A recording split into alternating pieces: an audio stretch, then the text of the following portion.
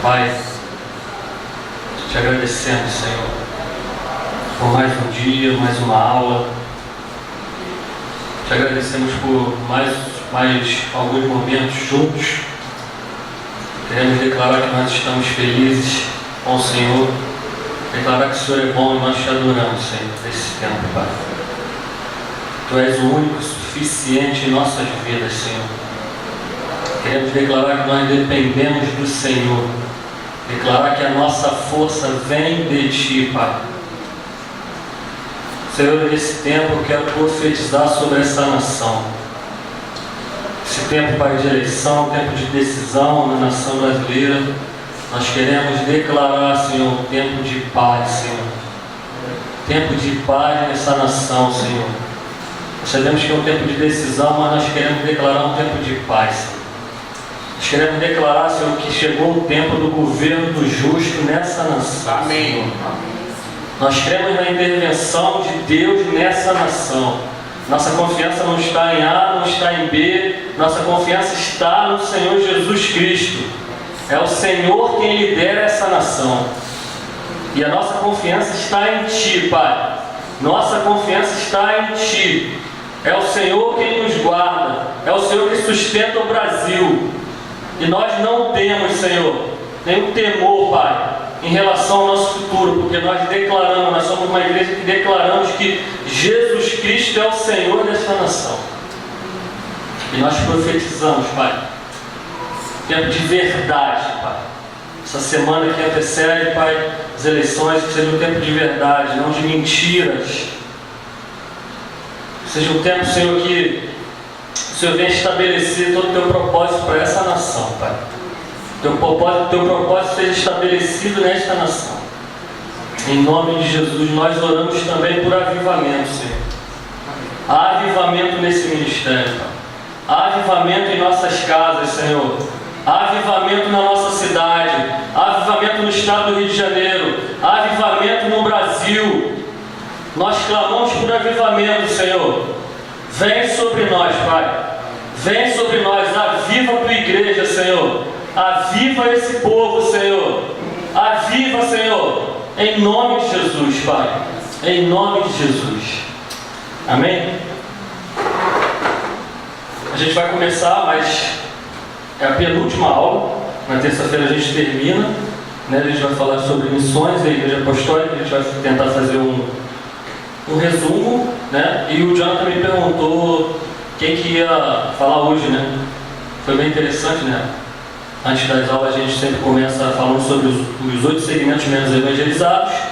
Só que ainda está faltando um, pessoal, sertanejos, né? Onde o apóstolo sempre faz a brincadeira de que não é o Chitãozinho Chororó, tá? E nem você vai ficar cantando música sertaneja aqui, nem vai botar nenhuma canção aqui, nem vai cantar nada, né? Mas ainda está faltando falar sobre os sertanejos, né? Então eu estou esperando um voluntário ainda para a aula de terça-feira que vem.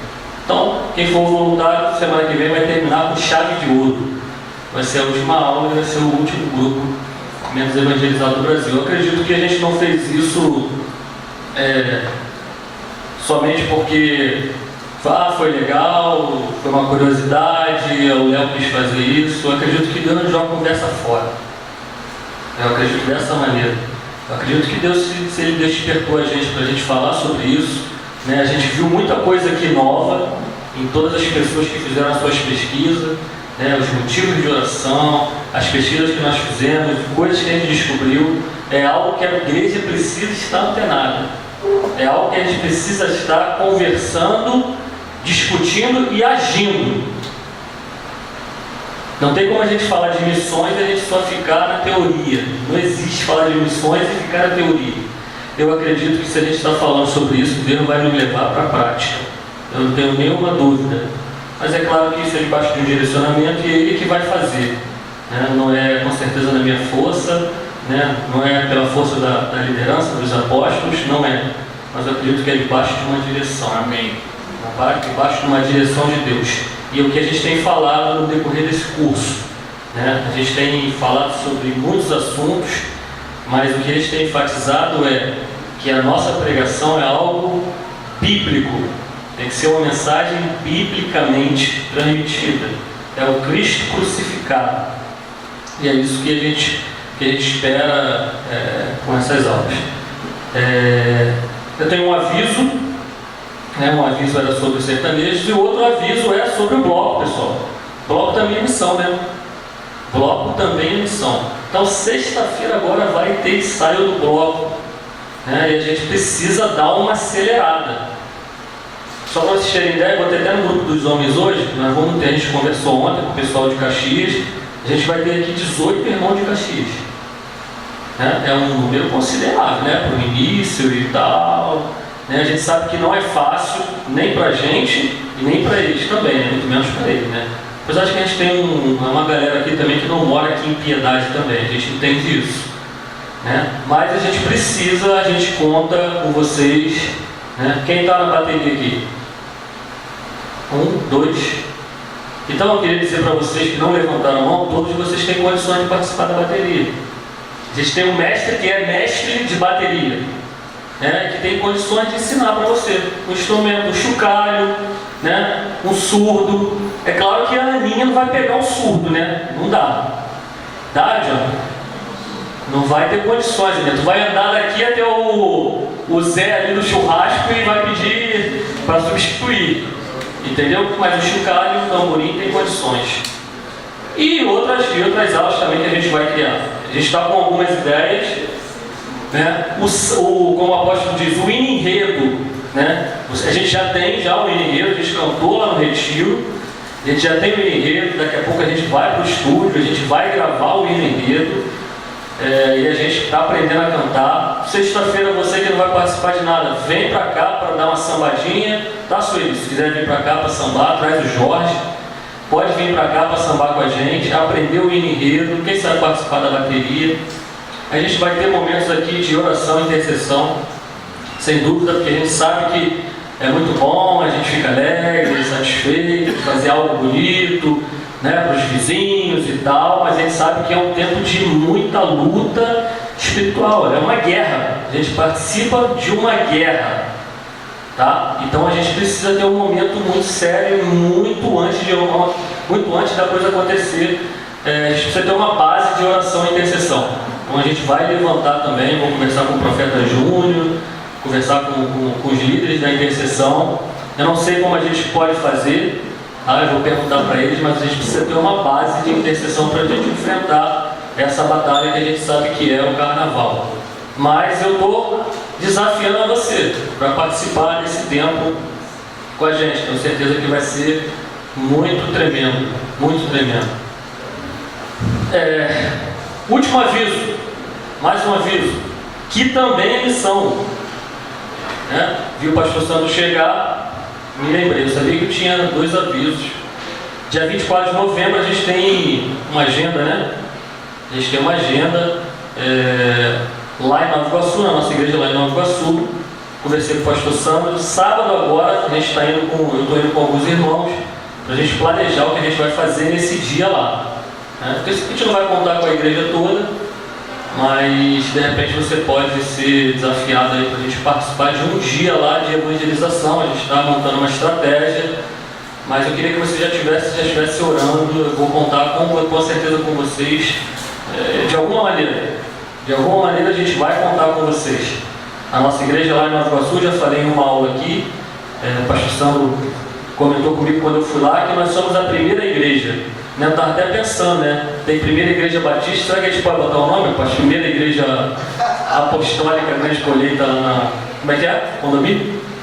Jardim Paradiso. Jardim Paradiso. Primeira igreja apostólica Grande Colheita em Jardim Paradiso. Né? Mas nós fomos a primeira lá. E o Sandro falou para mim que tinha até uma certa resistência, né? Mas a gente conseguiu implantar, a gente implantou uma igreja, e isso é missões. Implantação de igrejas é missões.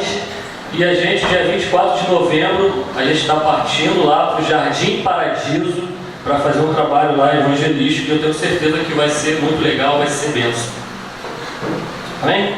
Acho que já foi. A gente vai falar sobre missões da Igreja Apostólica. Eu creio que a gente vai terminar sim essa aula hoje. Eu fiz um resumo. Se a gente for falar sobre a igreja apostólica, a igreja primitiva, a gente precisa de falar sobre, a gente vai precisar de muitos dias aqui, não tem como a gente fazer, mas eu separei essa aula em 4 partes, né? Em 4 palavras: autoridade, poder, crescimento e urgência. Eu acredito que a igreja apostólica, acredito que a igreja primitiva, missões começa com o mandato de Jesus.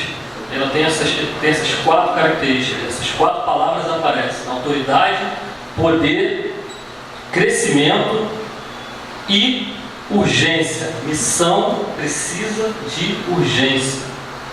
A gente vai falar sobre alguns dados aqui, algumas estatísticas, e a gente vai ver que precisa-se de ter urgência. O senso de urgência tem que estar ativado em nós. Tem que estar ativado em nós. Missão, fala-se de urgência. Eu queria pensar um pouquinho com vocês, já coloquei até os textos aqui para ficar bem mais fácil. Como eu falei, a primeira palavra é autoridade. O texto, e a segunda palavra é poder.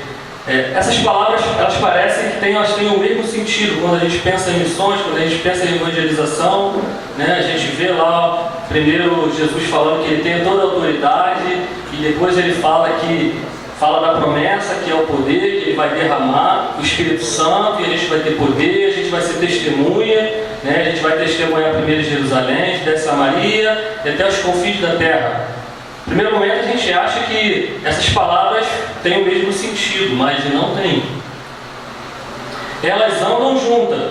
Para você fazer missão, não tem como você fazer missão sem a autoridade de Jesus, que a autoridade é de Jesus, e não tem como você ser um missionário, não tem como você ser um crente sem poder. Mas a gente vai ver um pouco da diferença dela para a gente entender melhor a missão que a gente está emanado, engajado. A autoridade é um texto que a gente conhece, até de cor, Seguiram os 11 discípulos para a Galiléia, para o monte que Jesus designara. E quando o viram, o adoraram, mas alguns duvidaram. Jesus, aproximando-se, falou-lhes, dizendo: toda a autoridade me foi dada no céu e na terra. Ide, portanto, fazei discípulos de todas as nações, batizando-os em nome do Pai, e do Filho e do Espírito Santo, ensinando-os a guardar todas as coisas que eu vos tenho ordenado.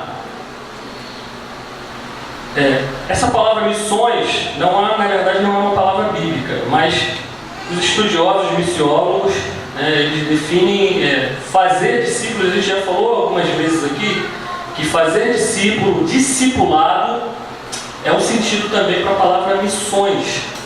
Fazer discípulo, discipulado, é muito mais forte do que simplesmente a gente evangelizar, do que simplesmente a gente falar de Jesus para uma outra pessoa. Isso é muito mais forte. Eu entendo que a nossa missão é fazer discípulos. E a gente já falou vários exemplos aqui. A gente faz discípulo aqui na igreja, discipulado, eu discipulo alguns irmãos aqui. Eu sou discipulado bastante. Com certeza, sei lá, esse ano eu devo ter, não sei, acho que pelo menos umas 4 ou 5 vezes, sei lá, umas 6 vezes, eu chamei os apóstolos para conversar. Eu preciso ser discipulado. Nós precisamos ser discipulados. Nós nos discipulamos uns aos outros. Mas a gente precisa discipular também lá fora. Então fazer missões é discipular. É discipular na igreja, é discipular nas escolas, é discipular na minha família. O meu procedimento é um discipulado. Mas o que é mais forte desse texto aí é que antes do mandato de Jesus, a gente até comentou isso, se eu não me engano, na aula passada, que a palavra, na verdade, o sentido da tradução da palavra correta não é ide, é indo. Então o mandato de Jesus é fazer discípulos. indo fazer discípulos. Mas antes disso, vem a autoridade. A autoridade, ela precede ao mandamento. A autoridade de Jesus é que faz com que a gente saia e a gente realize missões. Jesus tem toda a autoridade. E tem algumas aulas, eu não me lembro qual foi a aula, não sei se foi a primeira, né? Eu falei que quando ele diz que ele tem toda a autoridade, e a autoridade foi dada no céu e na terra, é uma síntese da missio Dei, da missão de Deus, do plano de Deus, da história de Deus para toda a humanidade. Então Jesus, ele tem toda a autoridade. E eu estava pensando, quando eu estava escrevendo essa aula, o apóstolo tem uma frase que ela marca. Ele diz que ele não negocia autoridade. Não é assim, apóstolo? Eu não negocio. Eu até uso isso no meu trabalho. No meu trabalho eu falo isso. Eu não negocio autoridade. Beleza, vamos fazer isso e tal, vamos discutir. A gente discute, a gente até briga e tal. Eu exerço o cargo, né, de liderança, mas a autoridade eu não negocio. O Léo é chato, sou chato. Mas a autoridade que está a mim atribuída, eu não negocio. E quando a gente pensa na autoridade de Jesus em relação a missões, parece que nós estamos negociando essa autoridade. Parece que Jesus não tem mais autoridade, ou a gente não reconhece a autoridade de Jesus em relação a missões. A igreja tem negligenciado missões. E a gente vai ver isso no decorrer do curso. Se Jesus tem autoridade mesmo, se você tem o entendimento que Jesus tem autoridade sobre a sua vida, você entende que você tem uma missão.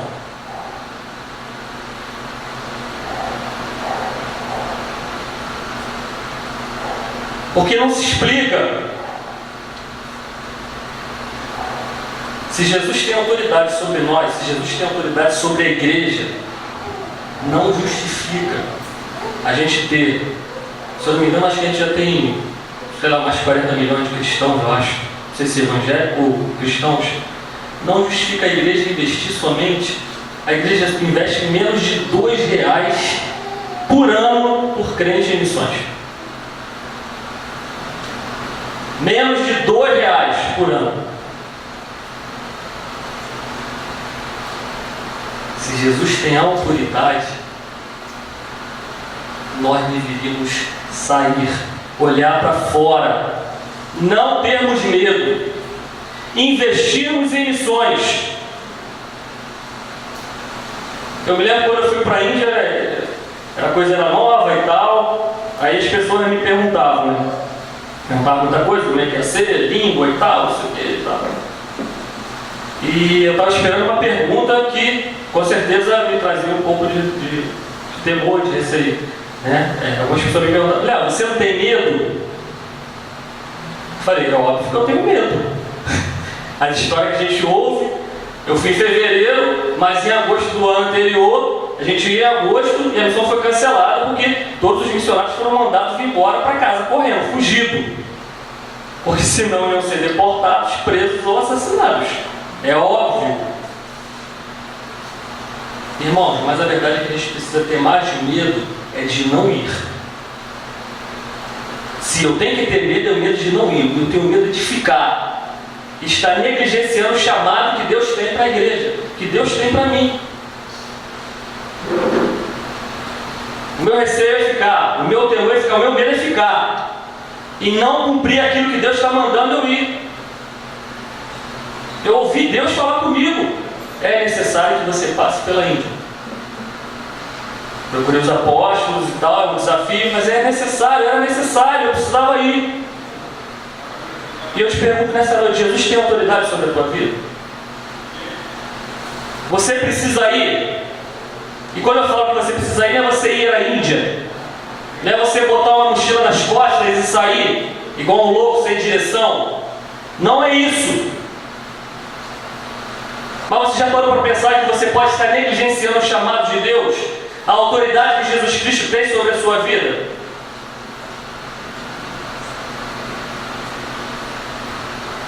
Eu tenho chamado, eu preciso cumprir meu chamado. Semana passada eu falei que nós falamos sobre igreja missional, e eu falei que ia ser uma aula simples. A gente ia falar de coisas simples. E eu disse que em algumas vezes eu tive receio, tive vergonha de orar por pessoas. Você tem negligenciado o orar pelo seu vizinho?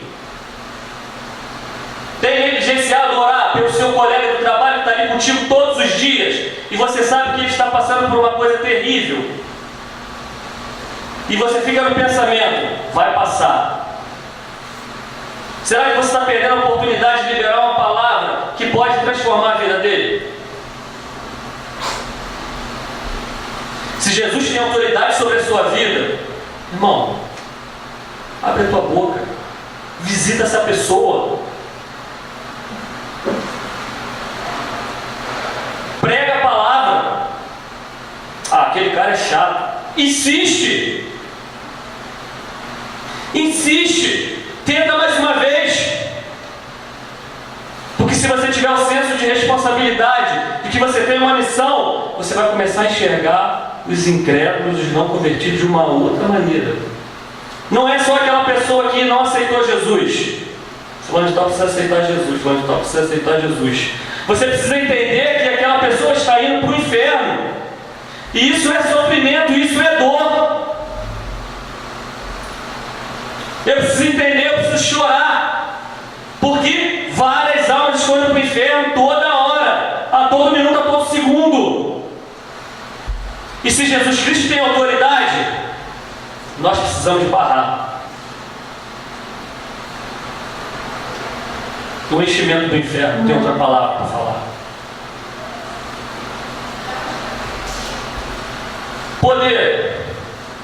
Poder é um pouco diferente. Poder é a promessa.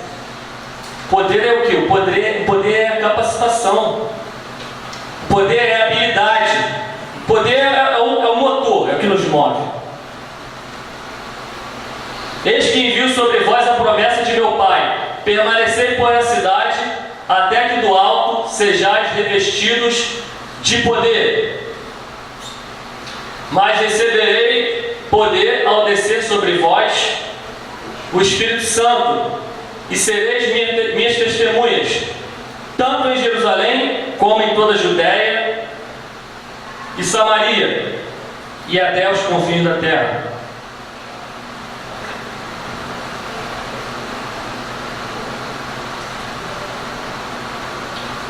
E aqui a gente tem o cumprimento dessa promessa.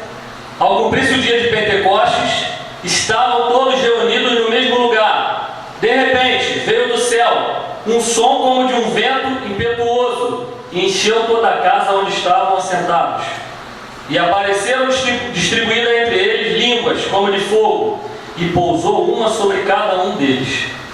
Todos ficaram cheios do Espírito Santo e passaram a falar em outras línguas, segundo o Espírito lhes concedia que falassem. A gente já falou sobre esse enchimento do Espírito, sobre o derramamento do Espírito, sobre o poder. A gente já falou, numa aula que a gente falou sobre contextualização, que aqui o Espírito Santo ele contextualizou. Porque a gente sabe que ali, em Jerusalém, existiam pessoas do mundo inteiro. E os seguidores de Jesus, eles conseguiam falar das grandezas de Deus, e todas aquelas pessoas entendiam. Então o primeiro milagre eram as línguas, e o segundo milagre era todo mundo entender aquele número de pessoas falando e entendendo na sua própria língua materna. Missões. Eles estavam todos em Jerusalém, mas ali tinha pessoas de todo mundo. Missões. Todas as pessoas estavam ouvindo falar das grandezas de Deus em todas as línguas. E a gente falou que eles ouviam até expressões que são peculiares à língua. Às vezes tem a mesma palavra, mas tem a expressão que é diferente em cada língua. Cada dialeto, existem expressões peculiares, que só aquele povo, só aquela língua materna entende. E o Espírito Santo fez isso derramando poder.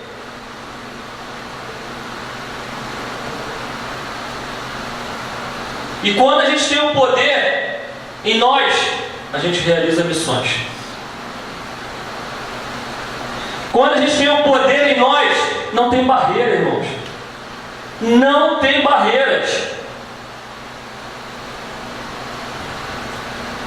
Quando eu tenho o poder, quando eu tenho o Espírito Santo, quando eu sou cheio do Espírito Santo, quando eu estou capacitado pelo Espírito Santo, não tem barreiras.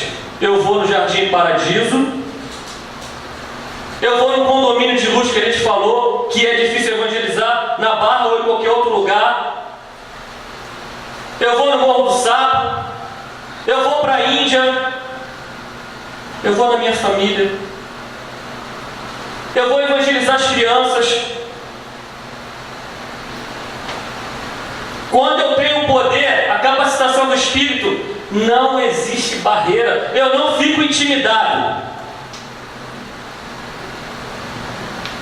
A intimidação não toma conta de mim, ela pode até vir, mas não toma conta de mim, porque eu estou cheio do Espírito Santo, eu estou cheio de poder. E eu sempre falo a mesma coisa: para que poder? Para que tanto poder? Se a gente não sai, se a gente não olha para fora, se a gente olha os noticiários diariamente, toda hora, é online, tempo real hoje, as pessoas morrem a todo tempo, sem conhecer Jesus, milhares e milhares de pessoas, milhões de pessoas, bilhões de pessoas não alcançadas que a gente sabe, e a gente está cheio de poder, e a gente não tem vontade de alcançar essas pessoas. Porque é muito mais confortável a gente estar aqui. É muito mais confortável a minha comunhão com você, Diogo. Porque te amar é muito fácil. Jesus Cristo falou isso. Quando eu estou cheio do poder, eu sou um desbravador, eu sou um visionário. Irmãos, eu começo a pensar. Eu estou cheio do poder, eu começo a pensar. Eu preciso ir ali, eu preciso fazer isso, eu preciso fazer aquilo. Eu estou cheio de poder. Eu botei ali gravei ali aquela expressão ali, de repente. Isso fala para mim de avivamento. A gente tem orado por avivamento. O retiro foi ótimo. Eu não participei ativamente, por causa da Jane, mas os cultos eu estava lá, eu ouvi também as mensagens de manhã. Eu entendo que avivamento, não tem como a gente falar de avivamento sem a gente falar de missões. O Brasil é fruto de missões que partiram de avivamentos. Não tem como falar de avivamento sem falar de missões. Não tem como a gente falar de avivamento sem a gente sair, sem olhar para fora. Não tem como.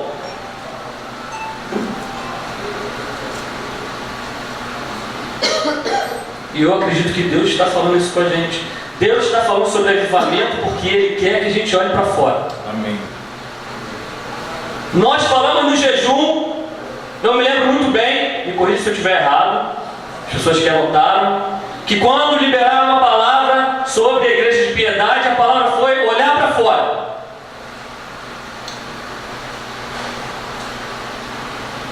Eu acredito que nós vamos ser pegos pelo avivamento. Nós estamos orando, a gente acredita. Nós levantamos oração, acho que já tem um ano. Deve ter um ano, né? Acho que o Júnior falou que acho que tem um ano, né? Que a gente está orando nesse...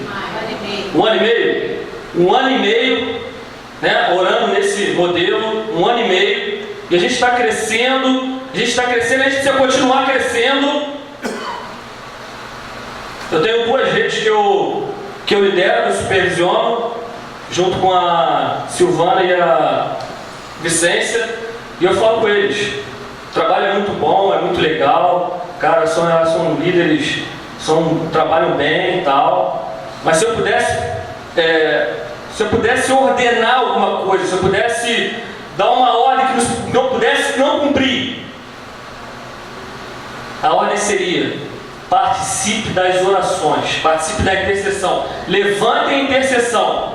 Se eu fosse um chefe, melhor dizendo, se eu fosse um chefe, eu ia falar: você tem que vir aqui, tem que orar.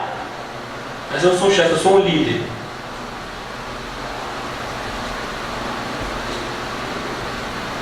E a minha palavra para elas é: não pode faltar oração. Isso tudo que a gente está falando em hospitais, culto nas casas, que a gente tem frutos, a gente está em crescimento, tem que ser regado com oração e muita oração. E eu acredito que se a gente está falando de oração, se a gente está falando de avivamento, porque é chegado o tempo de missões.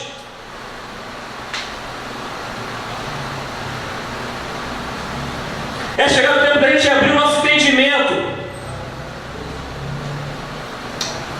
alargar as estacas. É chegado o tempo de avivamento, porque vem o tempo de missões.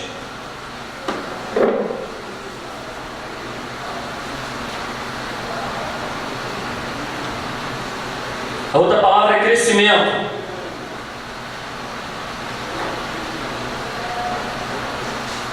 A gente vai ver que na igreja primitiva, na igreja apostólica, a gente fala de crescimento. E isso é bom. Isso é muito bom. Isso é ótimo. A gente fica feliz quando a gente vê um chegando, mais o outro chegando. A gente recebeu mais 2 domingo passado. Mais 3, né? Nós recebemos mais 3 domingo passado. Irmãos, isso é muito bom. E isso tem que acontecer. O Ministério Pastoral Grande Colheita tem piedade, tem que crescer. É claro que a gente ouve o apóstolo falar muito sobre crescimento. Ele fala, com certeza, com sabedoria. Que não é aquela coisa, sabe, louca, simplesmente por número, reconhecimento pela minha igreja ser maior do que a outra. Não, porque a gente acredita que o nosso crescimento tem uma qualidade, tem um propósito. Pessoas chegam aqui e são regeneradas, são mudadas, são restauradas. E a gente precisa ansiar por isso. Eu tenho uma promessa que o meu pai não vai descer sepultura sem eu antes batizar meu pai nas águas. Amém. Você tem uma promessa para sua família? Você tem uma promessa para o seu filho? Você que está me vendo pela internet, fecha aqui em mim agora. Você que está me vendo. Você tem uma promessa para o seu filho? Para a sua filha? Para o seu esposo? Para a sua esposa? Para o seu coleguinha do trabalho? Para o seu vizinho? Para o teu chefe?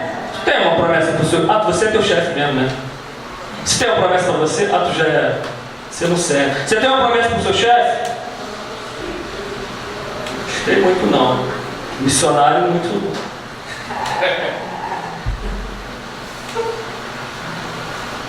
Crescimento. A gente tem que ter esse desejo. Eu falei que a gente está indo lá para Jardim Paradiso. Amém. Amém. Eu não sei como que o Sandro e a Adriana vão fazer para botar, sei lá, 20, 30, 40 pessoas dentro daquela sala. Na escada, Deus. Põe na escala então. Põe no quarto do João Paulo, assiste o culto do lá em cima e embaixo. Agora tem mais um espaço. Ah, é? Vizinha lá, tá vazio lá. Para tu ver como é que a obra está avançando. Estão até fazendo obras lá na igreja. Está avançando, irmão. Até as crianças. Amém. Eu não posso pensar diferente em não pensar, e não começar a olhar, e não começar a sonhar de ver o Ministério Pastoral Grande Colheita de Nova Iguaçu crescendo. Eu não posso pensar diferente. Amém.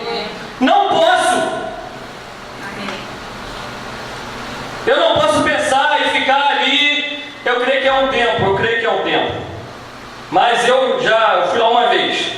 Eu acho que eu conheço 80% da igreja. É por aí? Tem sempre visitante, não tem? Bom, o dia que eu fui lá foi muito bom. Não sei se foi só para me deixar animadinho, mas foi muito bom. Ah, irmão, foi muito bom. Orão por cura. Foi muito bom. Foi muito bom. Aquele dia foi um dia profético. Não posso falar aqui porque está gravando. Foi um dia profético aquele dia. Aleluia. Foi tremendo aquele dia. Pessoas que não são aceitas estavam ali naquele dia e receberam um abraço. Pessoas que são discriminadas por cristãos evangélicos estavam ali e receberam um abraço, receberam uma oração. E a gente abraçou elas. E elas choraram junto com a gente. Estão indo lá? Vamos lá, missionário. Nós estamos juntos, tô lá. Amém. E eu senti que elas confiam em vocês.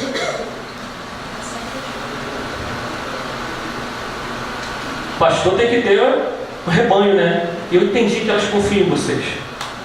Entendi que tinha decepção e elas confiam em vocês. Então tem que ter um crescimento. Ouvindo ele nessas coisas, como o Gilson diz no coração, perguntaram a Pedro e aos demais apóstolos: que faremos, irmãos? Né? E aqui é interessante, né? Que aqui, quando acontece o avivamento, Pedro prega, né?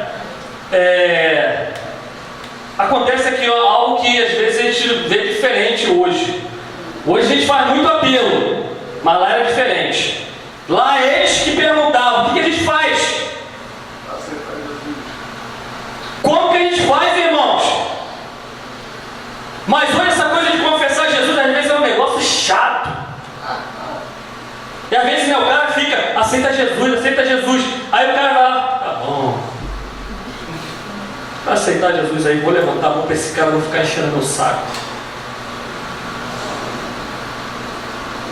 Mas quando a gente está cheio do poder, quando a gente está debaixo de avivamento, do espírito de avivamento, quando a gente está ativado, quando a gente está avivado, quando a gente prega, quando a gente chega, quando você chega num ambiente, o ambiente muda. Quando você abre a tua boca, as pessoas querem saber o que você tem para falar sempre. Elas vão confiar na tua palavra. E elas vão falar para você: cara, o que eu faço? Preciso conhecer esse Jesus que tu prega. Cara, tu é diferente. Lembra aquela minha foto que eu estava lá no bar? Lembra? O que eu ouvia era: cara, tu é diferente. Não, pera, tem alguma coisa esquisita aqui. Tu é diferente. Tu é diferente. E tinha os caras lá que eram o marido das meninas lá, e o que eu ouvi dela depois na segunda-feira foi: engraçado, ele me pareceu uma pessoa que eu posso confiar. Num papo de 1 hora. Porque você está cheio do Espírito. Tu está cheio do poder. Ah, irmão, quando tu chega, é a luz que brilha. Amém. Está brilhando a luz nas trevas. Amém. Não tem mais escuridão, porque você chegou. Aleluia. E eles vão perguntar, pode ter certeza disso. Eles vão te procurar. E se tiver que levantar a mão, e se a gente tiver que fazer o apelo como a gente faz, a gente vai saber que é verdadeiro, que é do íntimo, que vem do Espírito. A gente vai saber, a gente consegue identificar isso. Mas eu consigo identificar quando o cara, sabe, eu vou lá. Eu consigo.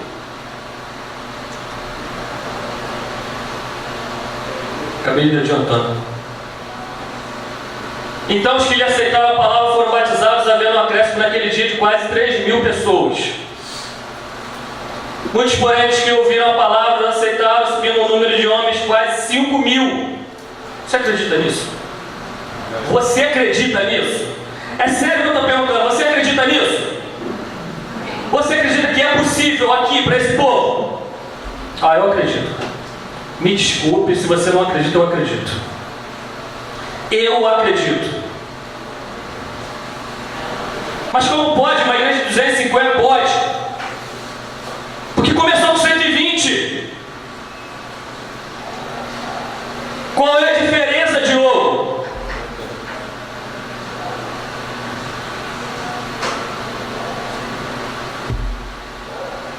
É o mesmo espírito?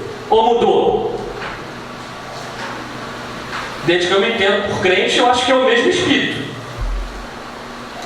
O que agia lá no primeiro século age hoje. E que agia nos apóstolos age hoje dentro de mim. Não tem diferença. Ou tem, irmãos? Se tiver, me avisa que eu até mudo ali.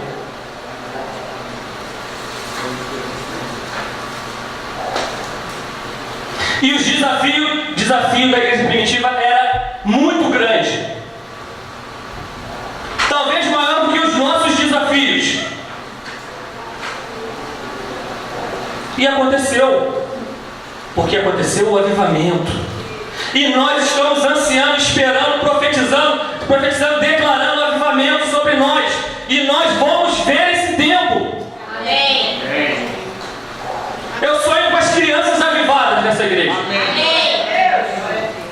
A gente ia falar para as crianças, né, Letícia, no domingo, mas não veio nenhuma criança. Você me decepcionou. Cadê as criancinhas para falar de missões? Estou brincando, claro. Eu acredito nas igrejas desse ministério, crianças totalmente avivadas, ativadas, Amém. missionárias. Eu acredito. Aleluia. Amém. Adolescentes extremamente ativados. Amém. Jovens comprometidos, ativados, querendo fazer a diferença. Amém. Aonde estiverem, não é com mochila nas costas que eu estou falando só. E se tiver que sair, deixar tudo, debaixo de um propósito, de uma direção, sai.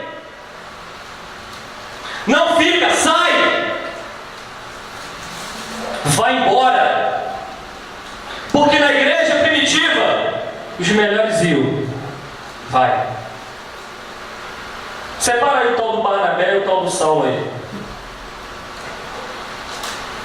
Separa os caras. Vai.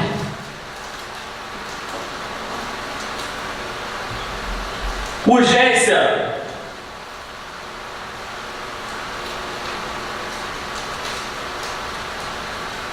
Quando estudamos a história de missões na igreja primitiva, chegamos à conclusão de que os seguidores de Jesus tinham sim um senso de urgência no cumprimento do mandato de Jesus.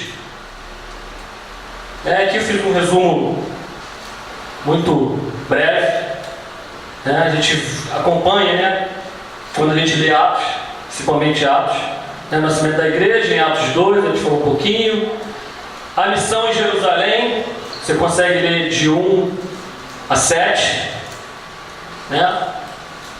Aí a gente tem ali perseguição, leva Filipe a Samaria, a gente vê o tempo dos apóstolos ali de 1 a 7, Pedro, João, Tiago, de 1 a 7, a gente vê Filipe partindo para Samaria. Quando a gente lê a Bíblia, quando a gente lê Atos, a gente vê até que está escrito lá, né, nosso título lá, primeira viagem missionária, segunda, terceira viagem.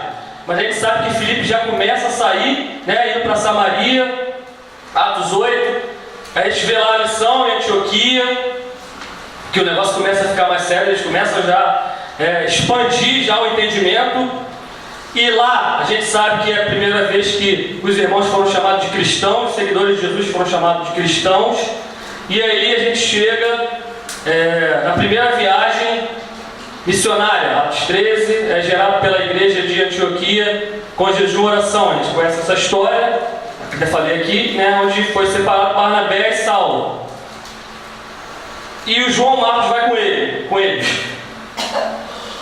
para ajudar nessa missão, né? E na missão a gente precisa de ajuda, né? Na missão tem que ir uma equipe, pessoal. Missão tem que ir uma equipe. Eu acredito muito nisso. Eu sonho que quando a gente começar de repente a fazer missões, eu acredito que a gente vai formar uma grande equipe. Eu falo para vocês que o desejo do meu coração é formar uma grande equipe.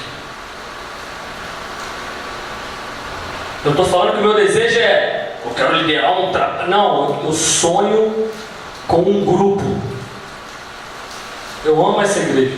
Eu amo esse lugar. E eu sonho e eu vejo a gente como uma grande equipe. Saindo, trabalhando juntos. Desbravando.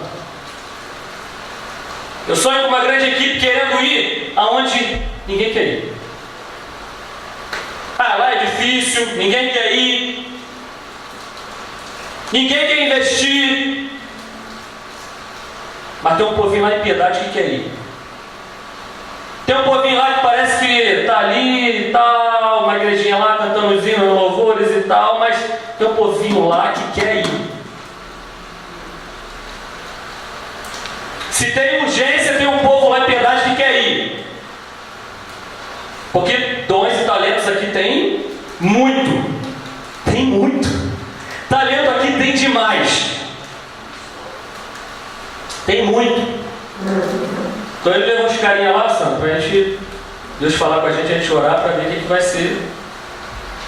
Entendeu? Não pode ser só a gente. Vamos ouvir Deus. Ali tem o Concílio de Jerusalém. Tem aquela discussão, né? Se circuncidava, se não circuncidava. E tem a decisão que não precisava circuncidar os gentios.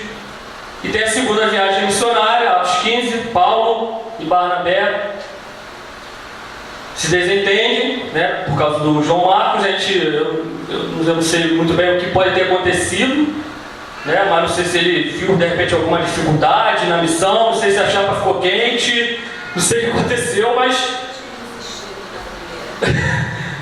né, não sei, desistiu. E o Paulo ficou meio assim e tal, não sei, mas houve um desentendimento. A gente tem desentendimento aqui? Na igreja tem essa coisa? Tem essa coisa na igreja? Tem, né? Tem. Mas a gente sabe depois que o Marcos ele foi utilizado de novo por Paulo. E tem a terceira viagem missionária. E tem várias situações que o Paulo passou, naufrágio, açoites, vários até chegar ao martírio. Foi para Jerusalém, prisões, foi para Roma, até chegar ao seu martírio. Enfim, e Atos continua até hoje. Atos 29 continua. E a gente sabe que as viagens missionárias, Paulo principalmente, ele conquista o mundo todo. E os estudiosos dizem que Paulo conquista, né, todos esses lugares que a gente vê no livro de Atos em aproximadamente 12, 13 anos. Não sei se está certo esses estudos, mas é 12, 13 anos. Isso é impressionante. Isso fala para mim que missões tem que ter urgência. E ainda mais hoje. Hoje a gente tem internet, Facebook, avião, Uber. Pega o Uber, irmão. Vai na casa lá, no culto das casas lá com a Silvana e pega o Uber. Outro dia eu tive quase brigar com uma irmã porque não queria pagar por 10, 15 reais no Uber. Meu Deus. Pega um Uber, vem pro culto, pega o Uber, vem pro culto, Vladimir. Tu pega, né, Vladimir? Irmãos, hoje é fácil nesse sentido de se locomover. Peguei um avião, foi um pouquinho longe, 30 horas, mas estava lá na Índia. Como é que Paulo faria hoje? Mas o importante é que ele fez e cumpriu a missão. E a gente tem muito mais condições de cumprir essa missão. Eu quero dizer que o mundo pode ser atingido por nós, pela igreja. O mundo inteiro. O mundo inteiro pode ser atingido pela igreja. Nós temos condições. Notícia boa para vocês. Nós temos totais condições de atingir o mundo inteiro. Cara, isso é loucura. Temos. Só nós não, né? A igreja. Nós temos capacidade do Espírito, poder. E nós estamos sob a autoridade de Jesus. Antes da ordem vem a autoridade. Todo poder e autoridade me foi dado no céu e na terra. Ide fazer discípulos de todas as nações. De todas as nações. A gente vai ver um videozinho, tá? Você apagava a luz? Não, né? Você?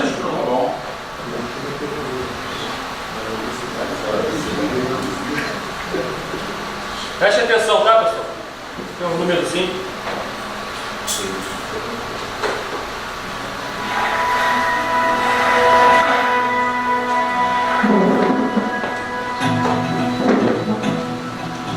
Jesus nos disse há 2000 anos atrás que a nossa missão é ir e fazer discípulos de todas as nações. Ele também nos prometeu que só depois que terminarmos a tarefa é que vamos receber a bênção de sua volta. Então, como estamos cumprindo a nossa missão? Para responder, devemos primeiro classificar os 7 bilhões de pessoas na Terra hoje em 3 grupos para decidir onde enviar os missionários. Segundo, analisar nossa força missionária. Terceiro, analisar nossa capacidade financeira de enviar esses missionários. Vamos começar com os cristãos. Cerca de 33% da população do mundo poderia identificar-se como cristãos.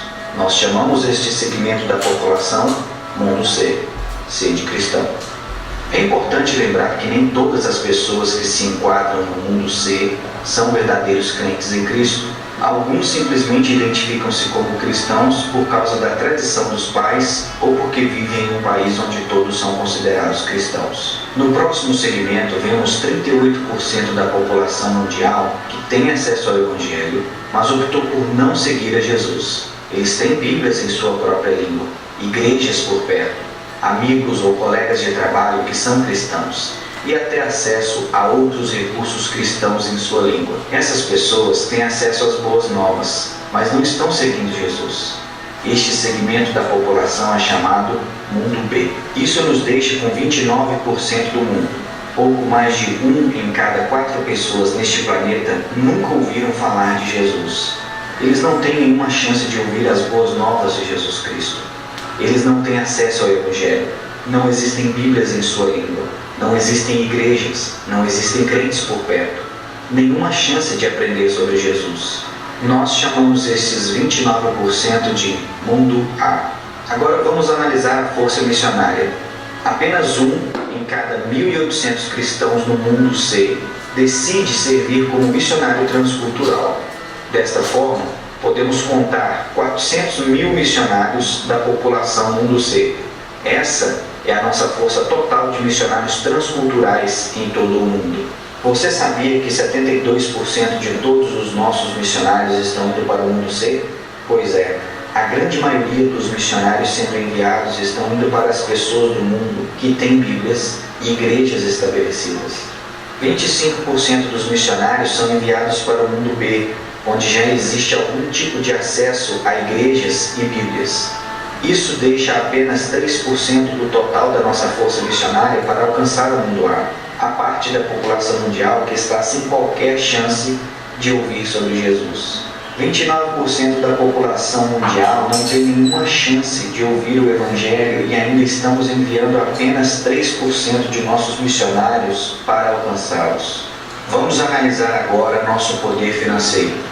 Anualmente, todos os cristãos do Mundo C ganham um total de 42 trilhões de dólares. E juntos, eles ofertam cerca de 700 bilhões de dólares por ano para a causa de Cristo. E isso inclui tudo: organizações cristãs, igrejas, juventude, missões e etc. Você pode fazer a matemática? Menos de 2% da renda cristã está sendo ofertada para a causa de Cristo. Dos 700 bilhões doados a todas as atividades cristãs, apenas 45 bilhões são investidos em missões específicas. Isso é um pouco mais de 6%. Na verdade, há mais dinheiro relatado como roubado da igreja a cada ano do que é doado para missões. Lembra daqueles 400 mil missionários? Temos 45 bilhões de dólares para apoiar a eles e o trabalho transcultural que eles estão fazendo. Mas como exatamente está sendo alocado? Bem, 39 bilhões de dólares vai para o mundo C a cada ano. 87% do dinheiro de missões está sendo enviado para o mundo cristão, onde há Bíblias e igrejas disponíveis e as pessoas já estão seguindo a Cristo. 5,4 bilhões, ou 12%, vai para o mundo B a cada ano. Aqueles que têm acesso à mensagem do Evangelho, mas o rejeitou. Isso deixa apenas 450 milhões de dólares, ou seja, 1% de todo o dinheiro de missões vai para o mundo A, onde existem os povos menos alcançados do mundo. Para colocar isso em perspectiva, anualmente americanos gastam mais dinheiro em trajes de Halloween para seus animais de estimação do que cristãos enviam ao mundo A para a causa de Cristo. Para resumir, apenas 3% da nossa força missionária, apoiada com apenas 1% de doações missionárias, está saindo para alcançar os 2 bilhões de pessoas que não têm acesso ao Evangelho. 2 bilhões de pessoas ainda estão esperando as boas novas de Jesus Cristo. Então aqui vai uma pergunta para você. O que você vai fazer para mudar isso?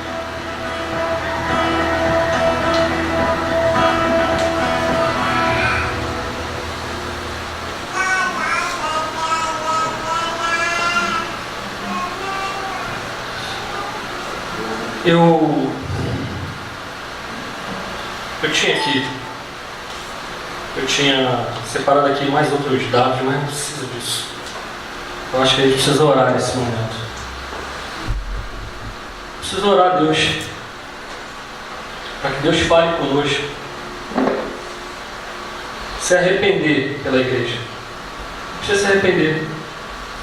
Se arrepender por nós, se arrepender pela igreja, se arrepender para a gente negligenciar o chamado de Deus para nós. Eu sei o que a gente faz, eu faço. Mas se você se analisar, será que é suficiente? Falando para você ficar se martirizando, eu não falo, não é isso. Pergunta para Deus, seja sincero com Deus. Será que é suficiente o que você faz? O que eu faço? Será que você pode fazer uma análise? Deveria ser invertido, né?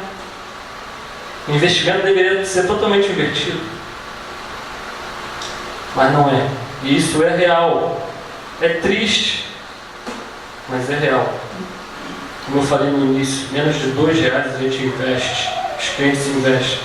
Por ano, não é por dia não, pessoal. É por ano. Em missões. Milhares e milhares de pessoas estão morrendo hoje que não ouviram falar de Jesus Cristo. Milhares de crianças estão morrendo sem ouvir falar de Jesus Cristo. Nós precisamos orar. Nós precisamos clamar a Deus. Precisamos chorar.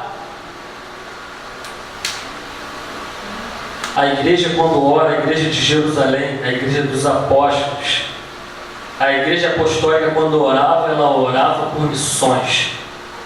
Senhor, olha para a ameaça deles. Você está sendo ameaçado? Ora por missões. Olha para a ameaça deles e nos dá mais coragem, intrepidez, nos dá as condições de nós irmos. Eu queria que você fechasse os teus olhos nessa hora que a gente vai orar. Pai, obrigado. Obrigado que o Senhor falou conosco. Nós temos entendimento que Jesus Cristo tem toda a autoridade. Ele tem toda a autoridade no céu e na terra. E Ele enviou a promessa do Espírito Santo sobre nós. E nós somos cheios do Espírito. E nós queremos cumprir o ID de Jesus. Nós queremos ir, Senhor. E nessa hora, como igreja, Pai, nós nos arrependemos quando nós não damos atenção, quando nós pecamos contra Ti, negligenciamos o chamado. Amém. Nós pedimos perdão e declaramos, Senhor, olha para o nosso coração, porque o nosso coração, Pai, é um coração de cumprir o Teu mandato. Talvez nós não tenhamos força, mas não nos falta coragem, Senhor. Não nos falta coragem, Pai. Então, Senhor, nos direciona nesse tempo, Senhor. O tempo que a gente tem falado de avivamento, Senhor, nos direciona nesse tempo, Pai. Porque nós queremos Te ouvir e cumprir tudo aquilo que o Senhor tem chamado para nós, como crentes e como igreja nesse lugar. Amém. E nós Te agradecemos, Pai, mais uma vez, por tudo que o Senhor tem feito por nós. Em nome de Jesus. Amém. Amém.